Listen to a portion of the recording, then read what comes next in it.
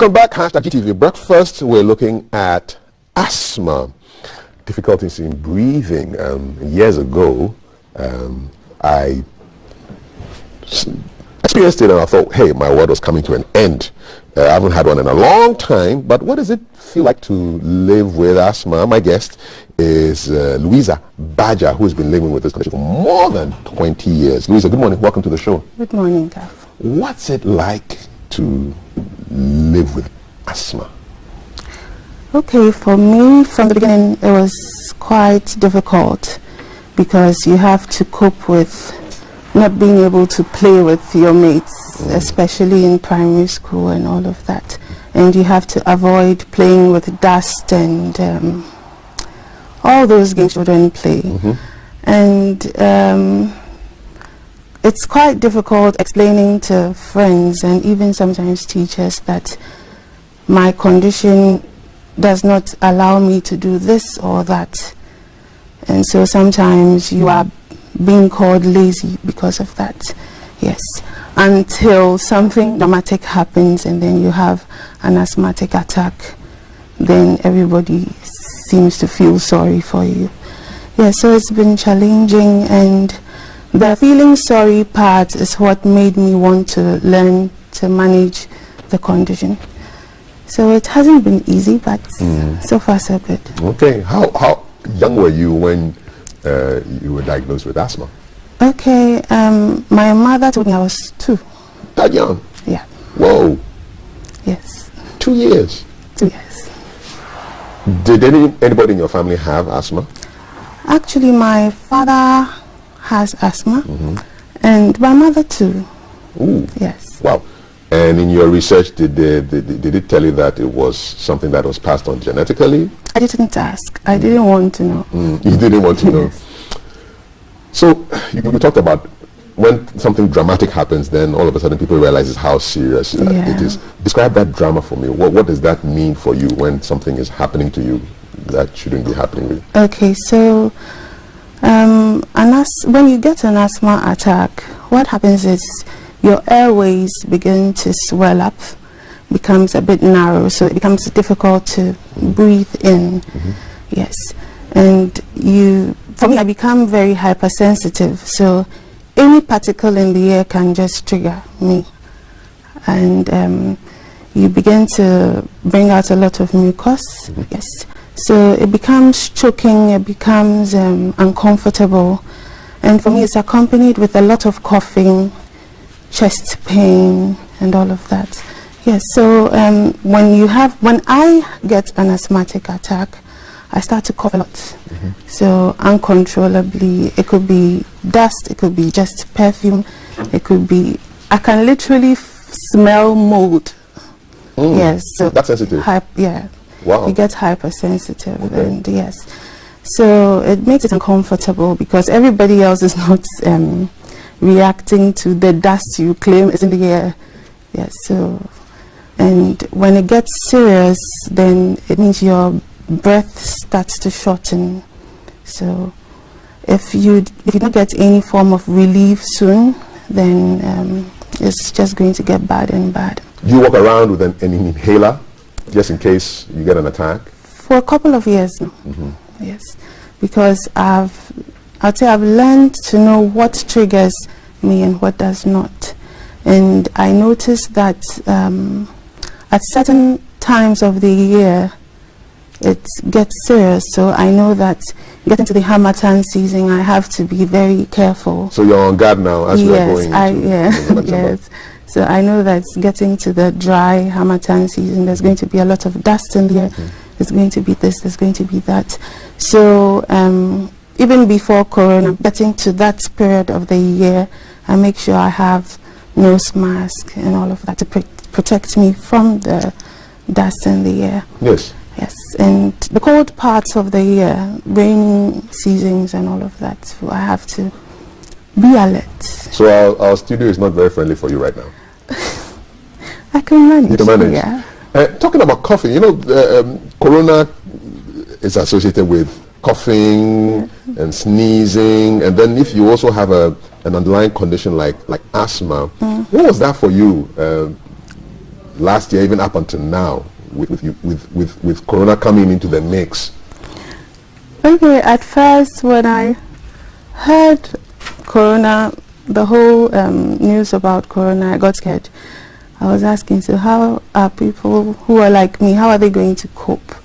But I think once you know how to protect yourself, you are good to go, because I honestly didn't think I'll come this far. I was expecting that I was going to contract the virus and all of that, but I mean, masking up, being careful and all of that, it's been helpful.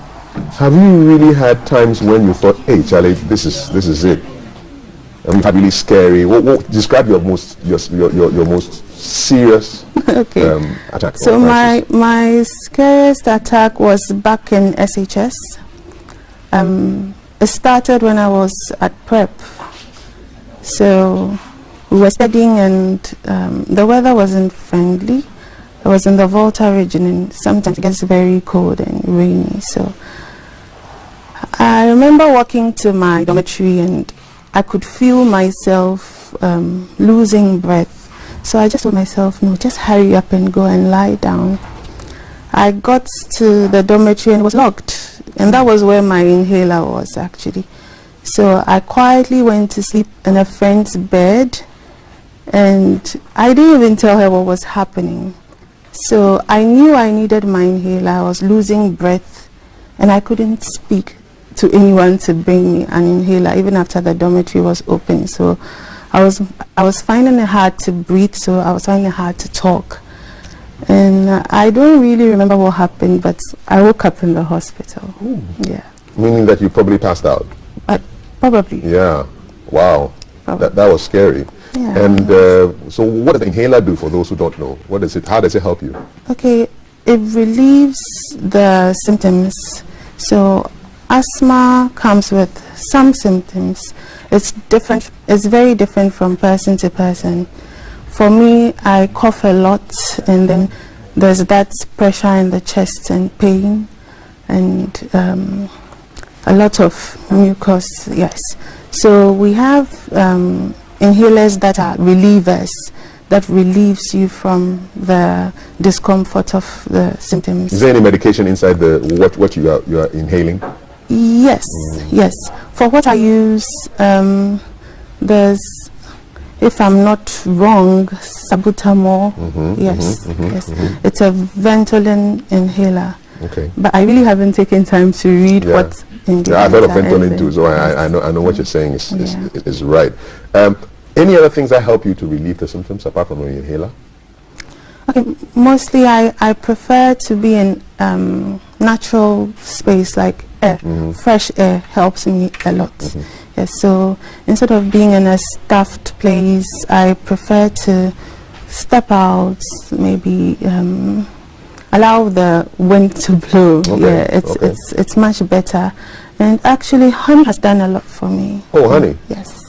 I don't know how, but my grandmother introduced me to it, and all right, it's been helpful. Yes. So those are the things that have helped me. Honey, being in open spaces with natural air. Yes. Avoid making sure my space is dust free as possible, and not clumsy and congested. So as you've grown older, has the severity and the frequency of the attacks lessened? The frequency, yes, probably because I've learned to manage it and know what to do and what not to do. But the severity, I wouldn't say so. When was your last attack, if I may ask? 3 months ago. Oh, probably. This year? Yeah. Okay. So you know the things to avoid are there any foods that if you eat it will trigger? When I was younger, a doctor gave me a list of things I shouldn't eat. And said what was on that list? Groundnuts, okra, funny enough. Okay. Rice, maize. But what were you eating when all these things are on the red list? What were you eating? Oh, I was eating them. Even though they say you shouldn't eat them? Yes. Louisa? Yeah. Why? So I just know when to stop. So you eat it, and when you feel anything coming, then you, Louisa. So for something like maize, I don't do a browning katia because it's obviously very dry. Yes. Yes. So, but something like boiled maize, fine. Okay.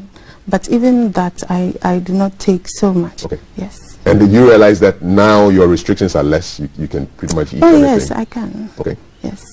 How about exercising? Because I know, I mean, when I was in boarding school, those who are asthmatic didn't go on morning trotting and all those kind of things. How do you keep fit as an asthmatic? Also dealing with asthma.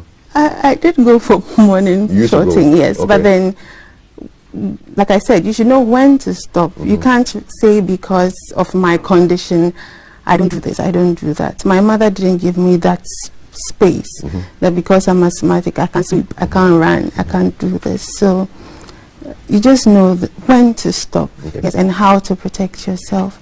So when I'm running, I'll probably not run as fast as you, but you I'll find my way. As we are rounding up, what kind of advice do you give to those who live with people living with asthma and then people who also live with the condition themselves? Okay, for those living with the asthma patients, I would say that sometimes you should learn to be a bit patient and a little understanding, because I've had people make jokes about the condition and make it seem like the person is not pulling their weight and all that. But you should understand that even though it might be something you'd want to make fun of, it's something that can threaten the person's life if they are not careful. Do you know people who have died from asthma?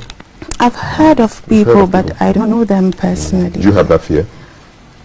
Not anymore. At first I did. Yes. Okay. Yeah. And for asthmatic patients, I would say that you shouldn't limit yourself. You shouldn't restrict yourself. Just take one day at a time, know what to do, what not to do, and enjoy your life. Do you have support groups that you hang around with and share remedies and tips and things like that? For asthma, no. I do not have any support group. Okay. Yes. All right. Well, Louisa, thank you very much. Thank you for sharing your story. And that's our conversation on health, brought to you by Lufat, which is an anti-malaria medicine which comes in suspension and tablet form, taken after a fatty meal for 3 days for effective results. It's a brand you can trust. Product of the Year at the Ghana Pharma Awards 2021. Proud to bring you our health segment right here on GTV Breakfast. We'll be talking to, I have been having a chat with Louisa Baja, someone who's been living with asthma for over 2 decades now, and sharing her experience and tips for those who live with it and those who live with those who live with it.